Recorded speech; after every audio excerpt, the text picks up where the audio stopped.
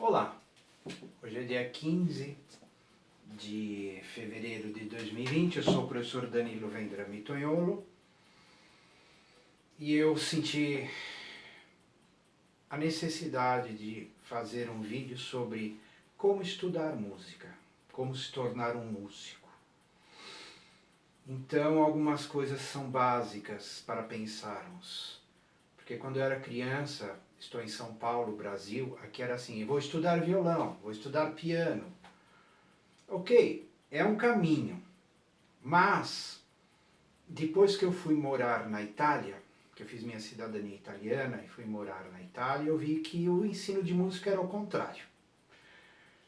Música, na essência, é canto, é voz e ouvido.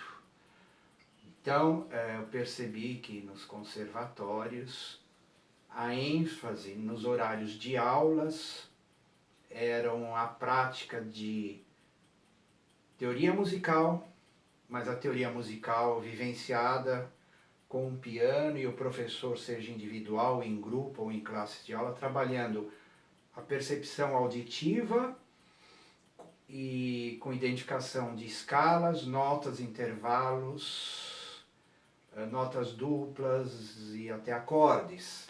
E depois o ditado rítmico e melódico, onde sempre o melódico, depois das frases feitas, se entoava cantando, e até ditado harmônico de acordes.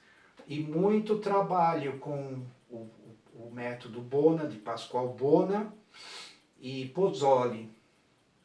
E era encantador ver, às vezes eu assistia a aulas de jovens, crianças de 8, 10, 12 anos. Eu fiz algumas aulas no Conservatório Cláudio Merulo, em Castelnuovo Nemonte, na província de Reggio Emília, com o professor Paulo Gandolfi, e às vezes ele me convidava para assistir às aulas e participar também, né, dessas outras matérias do conservatório. Outro ponto importante, na Itália, qualquer estudo de instrumento ou canto, a pessoa faz até o 5º ano de piano junto, é uma exigência, porque o teclado com teclas brancas e pretas ajuda a ver os intervalos de tons e semitons na formação das escalas. Então, é algo muito importante e interessante praticar o piano, e até para quem vai ser acordeonista, pianista, organista, desenvolver o braço, a força de mão, ou a leveza de mão, ou a habilidade de mão, de braço e de dedos. Também é muito comum as pessoas serem multi-instrumentistas lá na Itália e em parte da Europa também. Eu sou multi-instrumentista. Eu comecei aqui ao modo das aulas particulares da época, com 11 aninhos de idade, a aprender violão. E felizmente era violão clássico. Então eu pratiquei muito bona, solfejo, rítmico, não o melódico, mas o rítmico, e muito violão, e seguia uma metodologia com teoria musical também, corretamente ensinada. Isso foi essencial e muito bom para mim. Depois eu tinha vontade de tocar mais, então fui aprender um pouco de piano, de órgão, e também aos 16 anos para 17 o acordeon. E, enfim, são instrumentos que me fascinaram, mas depois, com o amadurecimento da minha formação, eu vi que foi muito bom, porque eu tinha gosto por repertórios de compositores antigos, que eram muito bonitos para o violão, outros para o piano, outros para o órgão. A flauta doce também eu fiz um pouco. Mas então é muito comum ser um multi-instrumentista. E muitos concertistas, recitalistas europeus são multi-instrumentistas.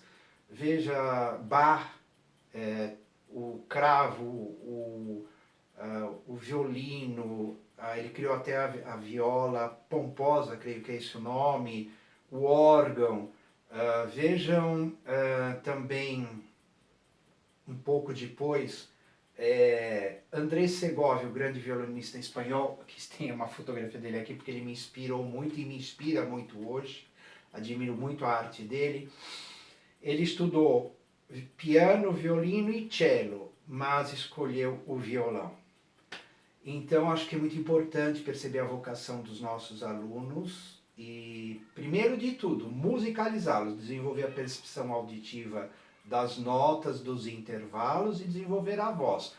Pelo menos para os que vão ser instrumentistas, até o nível de sustentar o tom e cantar duos, trios e quartetos para um coral. Óbvio, os que vão ser solistas, tenores, sopranos e etc. Aí sim o desenvolvimento do solo com a voz, né, e técnicas vocais. Por exemplo, é muito importante praticar muito. Como outro dia eu vi no metrô aqui em São Paulo, um jovem com um bolo embaixo do braço. De repente ele tirou e começou a solfejá-lo mentalmente. Eu acho que isso é o amor à música. Carregar consigo os livros que você está estudando e levar a sério. Quando eu era jovem, não era estimulante ser músico. Meus pais mesmos não me estimularam, eles me punham medo e diziam você vai morrer de fome, o que era horrível ouvir, né? Me deixava muito inseguro e tímido. Mas os grandes músicos ganham muito dinheiro, até fortuna. Hoje em dia ainda temos o YouTube para ver vídeos dos nossos queridos que admiramos. Então, se é no violão, tem grandes violonistas, tem grandes pianistas, grandes tenores, sopranos, tem grandes organistas para vermos. E até hoje eu faço isso. Eu faço muitas aulas, muitos momentos de observação desses grandes, principalmente ainda vejo e ouço muitos vídeos de Andrés Segovia, para o violão. No acordeão também gosto muito de ouvir Pietro Frosini ou Pietro Deiro. No órgão, Karl Richter. Enfim, no piano, o Horowitz, que eu acho maravilhoso, Cláudio Arrau. Eu conheço tudo isso. Meu mundo é música. Eu vivo música. Eu sou música. Então, veja, mesmo o violonista Fernando Sor, espanhol do século XVIII para XIX, ele tocava piano, órgão e violão. Ele deu até aula para a filha de uma rainha de órgão e era um grande compositor, certo? Então, daí é importante termos esses pontos em mente para caminharmos aprendendo corretamente música. E se hoje em dia ainda procurarmos um professor particular, termos noções se estamos aprendendo corretamente a ser músicos. E depois, se não formos cantores, desenvolver a técnica do instrumento que primeiro escolhemos e amamos. Porque, como dizia Nietzsche, né, a arte é um verdadeiro refúgio perante as tribulações do destino. Sim, é muito importante a arte. Aqui nesse meu canto de estudos e onde dou aula, que é o meu estúdio, eu passo as melhores horas dos meus dias praticando, gravando os vídeos para o YouTube. E é importante termos o nosso canto musical, nosso estúdio, nossa sala em nossa casa. E ali estar tudo pronto em mãos. Um metrônomo,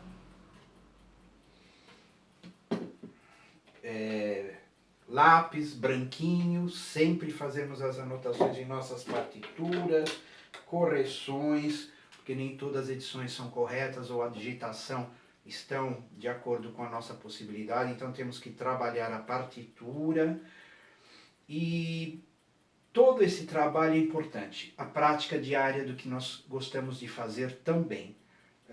De 2 a 4 horas por dia. Por exemplo, Franz Liszt, quando era criança, praticava em torno de 2 horas piano pela manhã e 2 horas à tarde, depois da escola.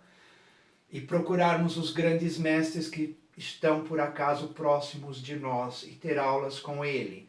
Eu tinha esse princípio, por isso fui estudar acordeon com Dante Alberto D'Alonso, violão com Manuel São Marcos, com Oscar Santo André, que foi meu primeiro professor que me musicalizou corretamente, Tive aulas com Eduardo Meirinhos de violão, tive aulas na Itália, algumas aulas no Conservatório Cláudio Meirolo com o maestro Paulo Gandolfi.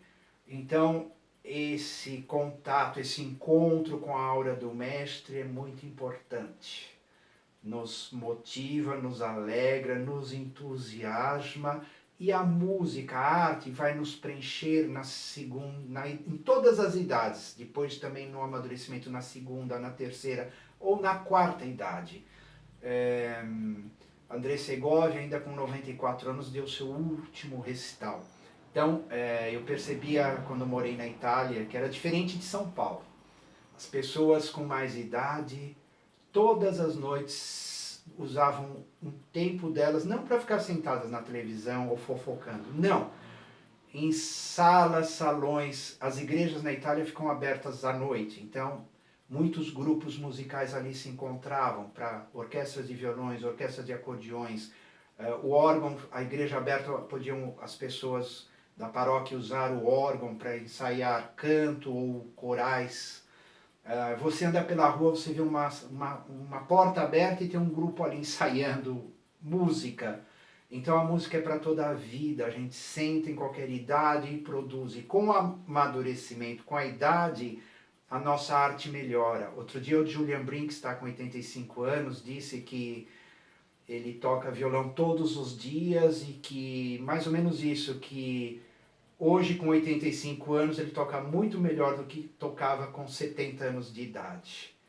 Então, os antigos são verdadeiros mestres, pedras brutas que viraram diamantes. Então é bom ouvir entrevistas deles, se vocês conhecerem o inglês, o italiano, o espanhol, outras línguas também, porque você absorve conhecimento desses grandes mestres que tem os vídeos no YouTube. Quando eu era garotinho, não tinha nem computador no Brasil, em 1978, quando eu tinha 11 anos.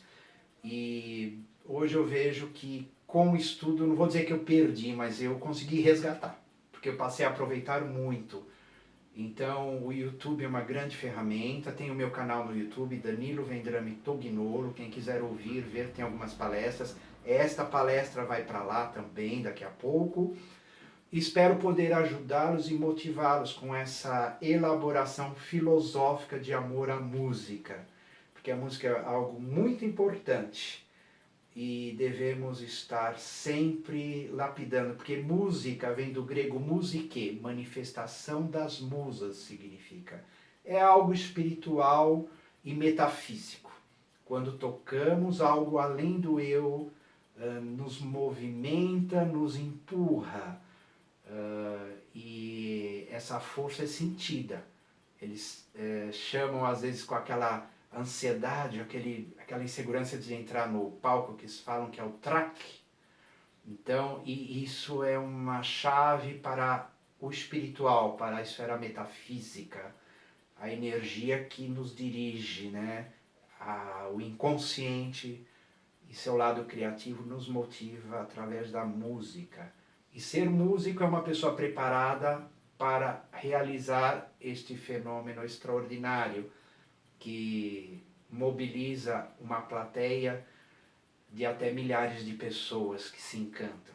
E música é uma missão sagrada e divina porque nos faz levar felicidade aos que não estudaram música. Os ouvintes são quem nos motivam, com o gosto, com o aplauso, com o carinho, os fãs também. E aí vamos construindo o nosso repertório. Eu construo meu repertório a partir do que eu gosto. Algumas pequenas coisas do que os outros gostam. No acordeão eu faço um pouco mais do popularesco, apesar que gosto do clássico também no acordeão. Mas no violão é mais o repertório clássico antigo, que eu estimo profundamente, que me faz sentir muito bem. Como eu digo, estudar música, se todos soubessem como é bom, como nas escolas europeias tem a música como matéria. Na Alemanha, em quase todos os bairros existem filarmônicas, ou seja, associações de músicos que executam grupos, alugam suas casas. Filarmônica é isso, uma associação de pessoas que pagam, alugam uma casa, um espaço para que aqueles músicos possam ir todo dia marcado lá estudar seja um grupo, um coral, uma orquestra de câmara ou grande. Então, meu amigo Hans da Alemanha, que é trompetista, me explicou que você já sabe nos bairros que filarmônica existe. Então, você, se não tem no bairro que você mora, você vai no outro bairro, e no caso dele, ali ele encontrava o grupo dos trompetistas estudando, né? Esse é o meu timer para dizer que já fizeram 15 minutos. Então, em outros momentos que eu senti inspiração, eu converso com vocês. Espero que sejam úteis essas palavras.